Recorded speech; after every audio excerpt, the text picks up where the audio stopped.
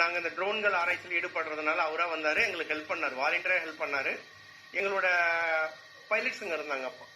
ஏன்னா ஒரு ரேஸில் வந்து மிகப்பெரிய நிறைய கரெக்டாக பிளான் பண்ணி பண்ணுறவர்.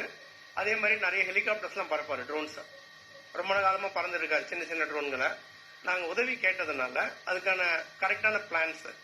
ஓகே, இந்த மாதிரி ஒரு 25 கிலோமீட்டர் தாண்டி இருக்கிற இடத்துக்கு போனோம்னா ஃபர்ஸ்ட் 5 நிமிஷம் எவ்வளோ தூரத்தை கிடக்கிறது, அடுத்த 5 நிமிஷம் எங்கே நடக்கிறது, எவ்வளோ ஸ்பீடு செட் பண்ணணும், சர்க்கியூட் எப்படி ஃபிட் பண்ணணும், ஒரு இன்டர்நேஷனல் டீமுக்கு போகிற அளவுக்கு எந்த மாதிரி போகணுன்றது நிறைய கைடன்ஸ் கொடுத்தாரு.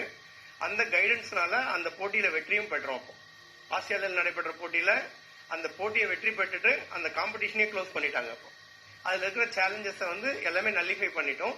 அதில் வந்த ஒரு எக்ஸ்பீரியன்ஸ் வந்து எங்களுக்கு ரொம்ப உதவிகரமாக இருக்கு. அந்த எக்ஸ்பீரியன்ஸ் வச்சு தான் மிகப்பெரிய ட்ரோன்ஸ்க்கெல்லாம் பண்ணிட்டு இருக்கோம். மேபி சார் இப்போ வந்து பிஸியாக ஷூட்டிங்கில் இருக்கிறதுனால அவர் வெகு சீக்கிரத்தில் முடிஞ்சவன வந்து ஜாயின் பண்ணுவார்னு எதிர்பார்த்துட்டு இருக்கோம். இந்த விஷயம்ல அவருக்கு ஏதாவது கன்வே பண்ணிருக்கீங்களா? இல்ல sir, as of no convey பண்ணல. இப்போ திரும்ப இணைந்து செயல்பட வாய்ப்பு இருக்கு? தாராளமாக செயல்படலாம். சரி, அண்ணா பல்கலைக்கு வந்து ஆராய்ச்சிக்கானது, ஆராய்ச்சிக்கு யார் வந்தாலும் ஊக்குவிப்போம். அதுவும் பர்டிகுலரா அஜித் சார் மாதிரி ஆளுங்க வந்து ரொம்ப டெக்ஸாவி.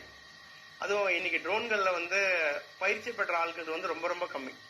இதுக்கு வந்து எக்ஸ்பீரியன்ஸும் நாலேஜும் தான் முக்கியம். அந்த நாலேஜ் வந்து எங்க இருந்தாலும் நாங்கள் ஏற்றுப்போம். அதுக்கு we welcome Ajith sir at any time.